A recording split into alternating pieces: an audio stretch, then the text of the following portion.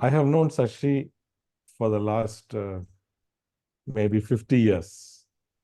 We come from the same town, Madurai in Tamil Nadu. And I have known Sashi more closely as we joined the same medical school, Christian Medical College, Vellore.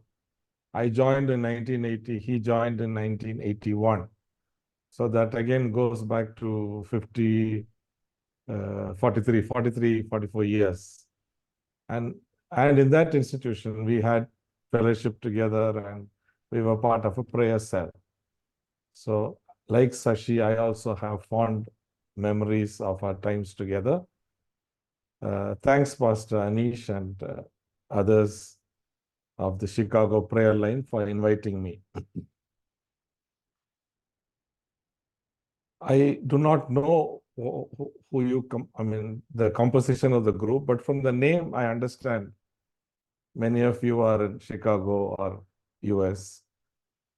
I have chosen a passage for discussion and a theme for discussion, I should say.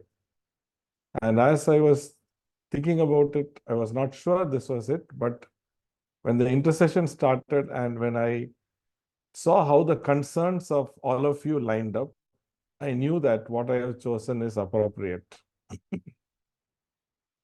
On the 3rd of March, a clip was forwarded in our group, and it showed the picture of a pastor who works in Bihar. So he was being beaten, paraded, insulted by extremists, and he was forced to chant Jai Shri Ram as he walked. So that disturbed me. However, these instances are not rare in our country these days. There were 525 attacks against Christians in India in the first 8 months of 2023. This is not even until the end of the year. And this does not include the damage to Christians in Manipur, which we know is a very large-scale damage and destruction. In the 11 years between 2012 and 2022, the number of incidents recorded had gone up 4 times. The first jump occurred in the year 2016 when it went to 247, and since it has continued to climb. There are certain states where things happen more than others, more complaints, more against Christians. UP is one of them, which had only 18 instances reported in 2014, but it became 50 in 2017, the same year when a new chief minister took charge. And the very next year, from 50, it rose to 132. So there are other states where there are, in the northern India particularly, where there are a lot of such reports. What is disturbing is even in states like Tamil Nadu, which are known for their religious tolerance, there are increasing instances of Christians being harassed and disturbed. We frequently hear hate speeches from state and non-state actors. Even political leaders and people holding office make these statements and speeches, and often the authorities turn a blind eye. And even the courts do not often support the affected. We may know that house churches are a good movement that we have in different parts of the country, especially in the northern parts. And they are most vulnerable. They do not have a link with an organization. They do not have external support, and they are extremely vulnerable for people to just walk in and attack. Out of 28 states, 12 have promulgated anti-conversion laws. So it is a very disturbing milieu and very perilous times. We are not sure whether the system the situation will increase. But we have to continue to pray to the Lord that He will bring peace, harmony, and stop attacks against His children. So, for our meditation today, I chose the book of Daniel. I believe Daniel has very important message for us because he lived in such times. He lived in a pagan culture where he was taken as a mere teenager along with his friends, and they were captives there. And over 65 years, Daniel wielded a lot of influence in the courts of the kings of Babylon and Persia. So we have a very similar situation, and so I wanted to look at Daniel's experience and see if we could learn from it. So if we turn to the first chapter of the book of Daniel, we read about the qualities of people that King Nebuchadnezzar wanted. He wanted the cream of the crop for service of his land. So we read in chapter 1, verse 3 onwards, the king ordered Ashpenaz, chief of his court officials, to bring into the king's service some of the Israelites from the royal family and the nobility, young men without physical defects, handsome, showing aptitude for every kind of learning, well informed, quick to understand, and qualified to serve in the king's palace. He was to teach them the language and literature of the Babylonians. So it was clear that King Nebuchadnezzar was looking for very bright people whom he would choose, impart the skills required to serve the nation of Babylon. Now, how is this situation? So this situation is like if Pakistan was to invade India and take away the brightest children from India. Let us say the first 5,000 who ranks of NEET for medical seats, the first 5,000 ranks of JEE for engineering seats. If all these children were taken to Pakistan, educated, indoctrinated, made to mix with their culture, and efforts made to assimilate them there. Even their names would be changed. For example, Neelakandan may become Noor Muhammad.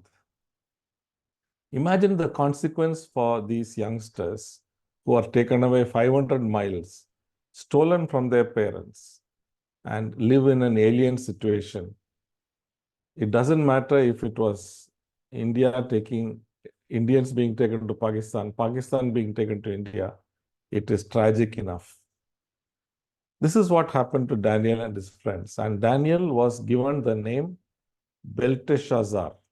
So changing name was one of the parts of this process. And in every way, they were forced or influenced to identify themselves as Babylonians and not as Jews.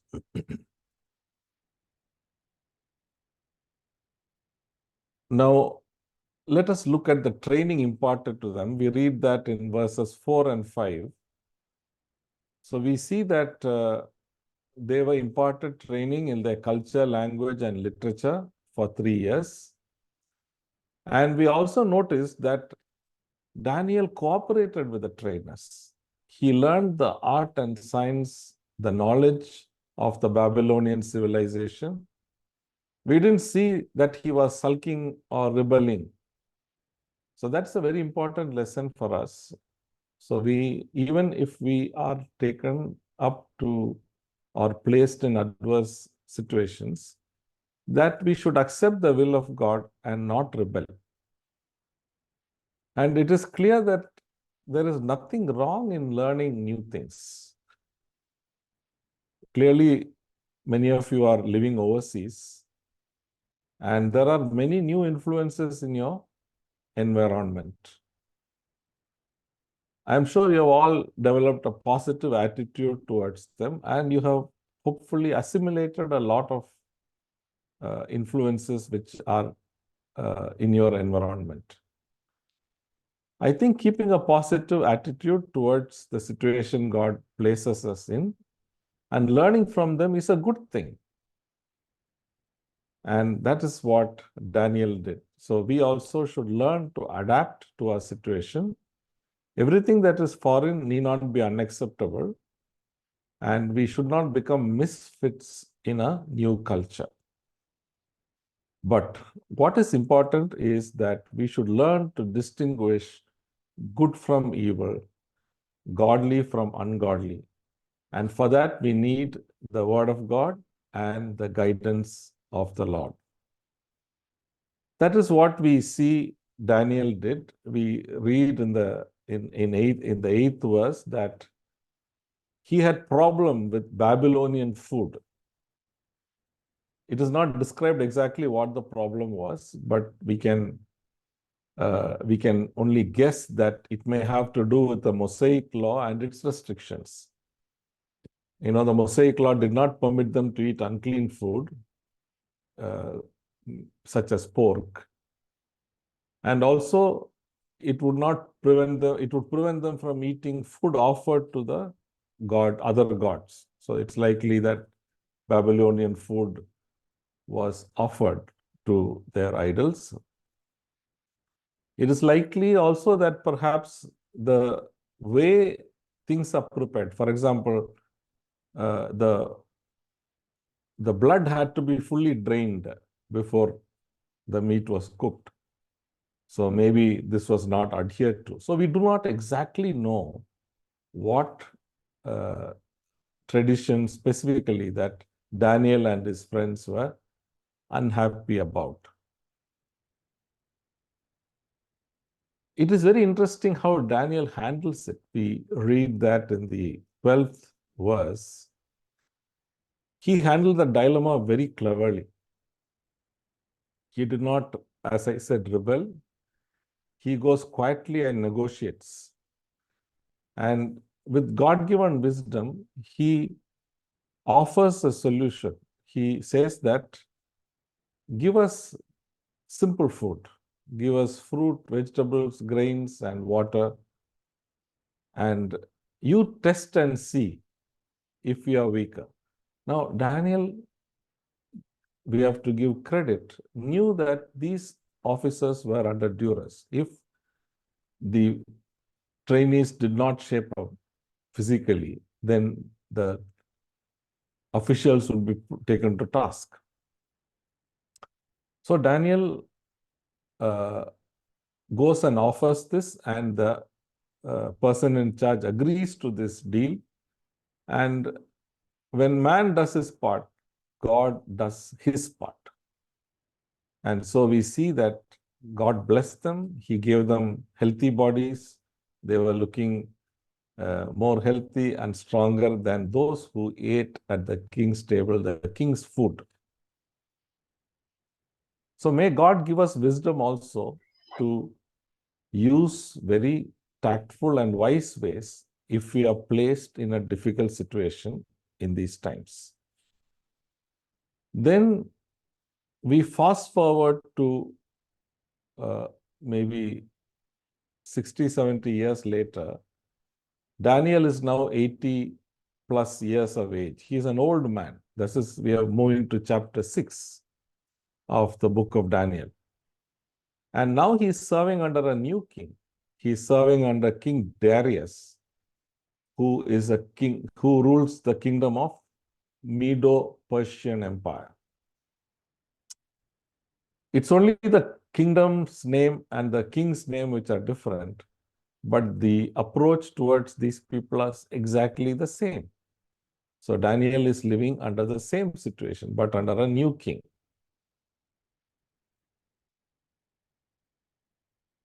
Here we see again in the early part of this chapter that Daniel is again promoted to a high office in preference to some of his local co-trainees.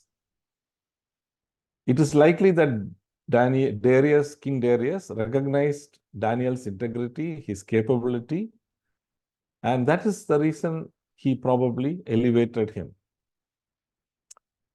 So we know that people do not take very kindly to good people being elevated, especially if you come from a different culture. And that is exactly what happens. We read of this in Daniel 6, 4-6.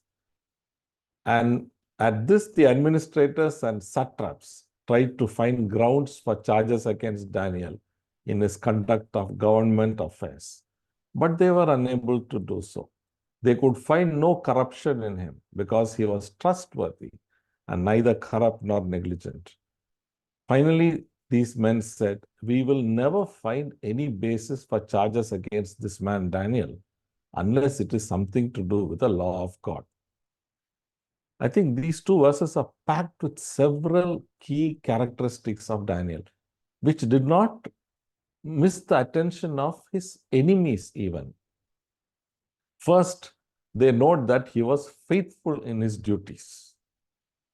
They could not find any fault with his work. Now that brings us to the question, are Christians more faithful in their duties than others? I have managed a department and a team of people for over 30 years now. And I have to say that that may not be the case. There are as many Christians who are good in their work and faithful as there are Christians who are not so good and not so faithful in their work. So I think it is very important to examine ourselves and see if people would look at our work, the way we do our duty, and say that this man is above board. We cannot find fault with him. And they also could not find fault with his character. They must have looked at his personal life, the way he deals with his integrity, and found absolutely no flaw. Now, are Christians known for their integrity? You know, these are times when many famous people have been exposed for things they have done earlier in their lives. Unfortunately, this includes Christians and even Christian leaders. And this has been disturbing to us when we hear about this. You know, when I was a youth, I used to hear people say, so-and-so is a good Christian. That used to be a statement we hear from time to time. But in the last couple of decades, I have never heard anybody say that. So there's an important message there. Christians do not appear or behave very differently from others. There are several Christian ministries which are profit-making enterprises. And how did they make profit? Out of the offertory and tithes that many poor and disadvantaged people gave. They may buy expensive cars like BMW and other luxurious houses and apartments from this revenue that they generated from people. So what kind of character do Christians demonstrate these days? What kind of character do we demonstrate in our public life, in our society? This is something for us to think about. The third observation that they have made is that Daniel is fervent in his prayers. Now, prayer is the backbone of our faith, and it probably is also the most challenging. I don't know about you, it is for me the most challenging. If you would ask me, what is one area that you would like to improve? I would say without any hesitation, prayer. Prophet Ezekiel says in chapter 22, verse 30, the prophet speaks on behalf of God, and he speaks in this passage on behalf of God, actually. This is actually God saying. And what does God say? He says, I look for anyone to repair the wall and stand in the gap for me on behalf of the land. So I wouldn't have to destroy it, but I couldn't find anyone. Would God say the same thing today? I was looking for people to stand on the gap in Chicago, in USA at large, in Vellore, in Coimbatore, in India. Would God look around and say, I looked for a man to stand in the gap. I couldn't find anyone. There was no reason for me to spare their land. Now, we often think, how would non-believers or non-Christians know about our life, personal life? We underestimate their observations. They notice. They will come to know your character. They will come to know your attitude to work and your output. They will come to know. So we have to be very, very careful in these situations. Well, they may not so easily know about our prayer lives, but they will definitely know the other things that we expose day to day in public. We read that Daniel's love and loyalty to his God did not change. He kept doing what he did. Daniel was a man who prayed 3 times. He must have done this from when he was a young man. And in the 80s, he was not going to change. He continued the same practice. Harry Truman, president of USA, said, fame is a vapor, popularity an accident. Riches take wings. Those who cheer today may curse tomorrow. Only one thing endures, character. So Daniel's character did not change. He was the same person. So knowing Daniel's character, the satraps, satraps are really governors appointed by King Darius. Daniel was one of them. So the people who are envious of Daniel go to the king and say, King, you are so great. You must issue an order that nobody should worship anyone but you for 30 days. And if anybody does, they'll be thrown into the lion's den. People know the weakness of others. People who scheme will find out weakness of others, including us. So they read through King Darius' weakness and they caught him there. And sure enough, the king falls for it and says, yeah, of course, that's a great idea. I want to see all people worship me. And so he does send an edict that only he should be worshipped. And this goes around. Now, how does Daniel respond? We read about Daniel's response in chapter 6, verse 10. Now, when Daniel learned that the decree had been published, he went home to the upstairs room where the windows opened towards Jerusalem. 3 times a day, he got down on his knees and prayed, giving thanks to God, just as he had done before. I was talking about character.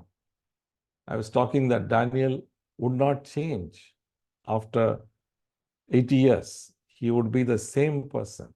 It's a difficult habit to break after 80 years. So he did the same thing he did. He opened the windows, knelt down, and prayed to the God 3 times a day.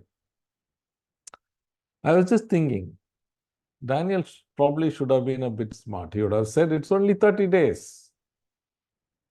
So I will stop praying. Or he could have said, I will shut the windows and pray. People won't know that I'm praying. But Daniel was not going to change his commitment to his God. And so he continues to do exactly the same thing. And so the satraps catch Daniel praying. They go back to the king and tell him, look, this man Daniel, he's praying. And so he should be thrown into the lion's den.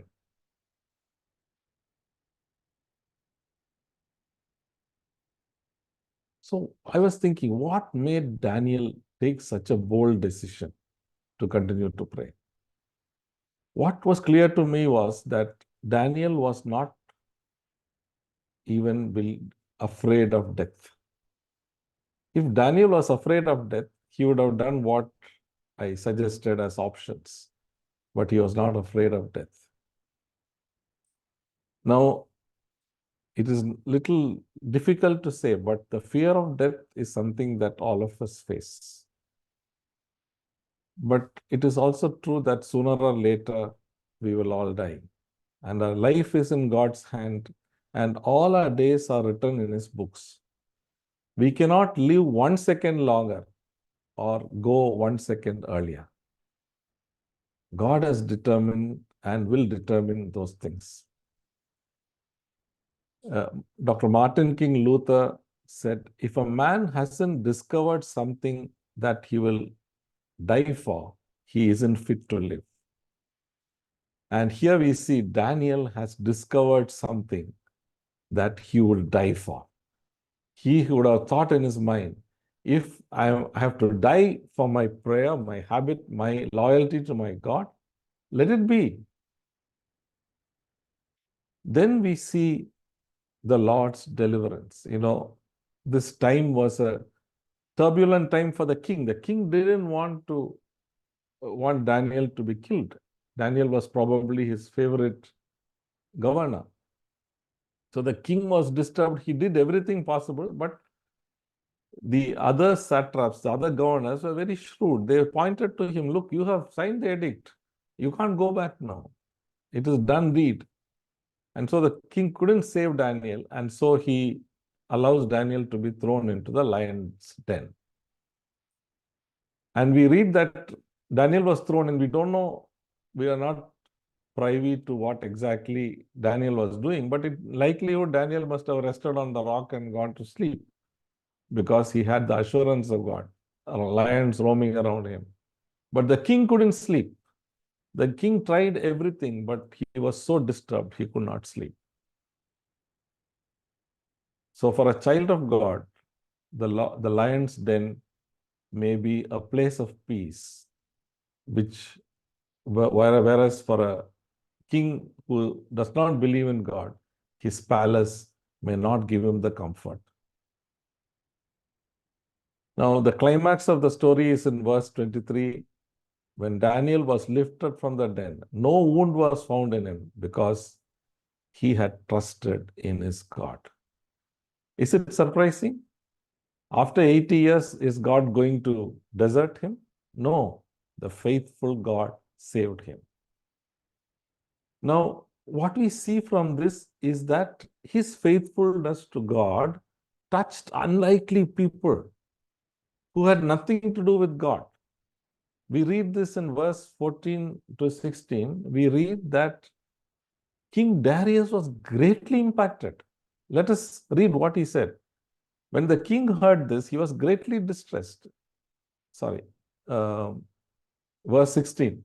The king said to Daniel, may your God whom you serve continually rescue you. That is before Daniel goes into the lion's den. So see what the king is saying. He has seen Daniel and he knows that he believes in God. And this pagan king is wishing that Daniel's God will rescue him. And after Daniel was saved, in verses 26 and 27, he says, I issue a decree that in every part of my kingdom, people must fear and reverence the God of Daniel, for he is the living God and he endures forever. His kingdom will not be destroyed. His dominion will never end. He rescues and he saves. He performs signs and wonders in the heavens and on earth. He has rescued Daniel from the power of lions. What amazing words from a pagan king. He is testifying to the glory of God. He is declaring to his kingdom the glory of the living God. Will a time come, dear friends, when people would see our lives and a pagan king, a pagan ruler may testify to the land. Their God is the real God. He is the true God. My prayer is that our lives and our character and our loyalty to God will be such that we would influence the people around and even the rulers of our lands in these difficult times, that they would not only believe in God, but declare the glory of God, and the Lord's kingdom may continue. May God bless you all. Amen.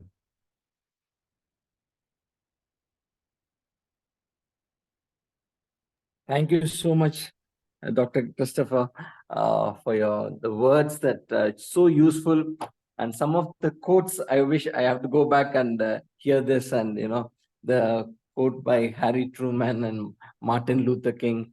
They're all so useful, and in this present day, the story of Daniel, really holds good, and as you said, rightly said, we need to learn a lot of lessons, and where we stand in our Christian life, something that we made us to introspect. And I wish that you will take a study like this at least once in 6 weeks or 2 months. For us, it'd be so useful. Although everybody is in the ministry, it's more appropriate as you've chosen this topic, these, as you rightly said, perilous times which we are all living in, and we need to have that boldness that is talked about in Revelation chapter 12, that they overcame the evil one, by the blood of the Lamb and the testimony of Jesus. And the third point is very true. It says that they did not even fear, they were willing to even die. They were not able to, they didn't even have the fear of death. And so thank you so much once again. And over to Pastor Anish for the closing words and closing prayer and benediction.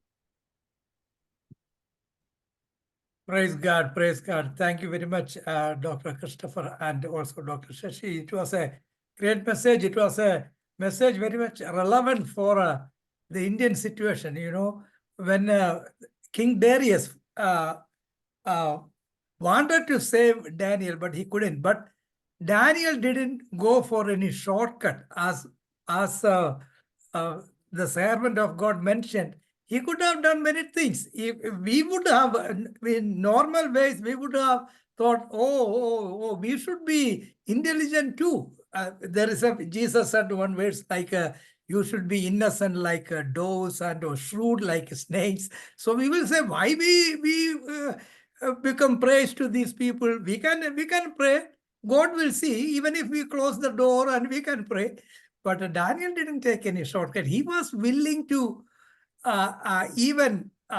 he put his life online.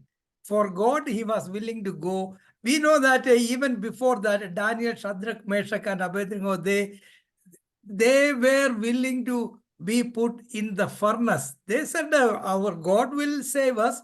And King Nebuchadnezzar, we want you to understand that even if our God didn't save us, we will not worship other God. We will not worship your image. What a kind of courage is that? Because they know that those days kings say one word, they are finished. There is no judge, no court, no trial, nothing. But they were willing to do that. So today when we are facing all kinds of difficulties, this is a very good referral point to go back and see. Thank you, Doctor, and thank you for this message. And let us commit once again ourselves before this message and pray. It is not by our strength or anything. We cannot do that. It is by God's grace that God only give this power to stand against all these kind of difficulties. Thank you very much, and may God continue to bless you and use you as a great instrument in His hands. And I express our thanks in the auspices of Chicago Prayer Line. Thank you.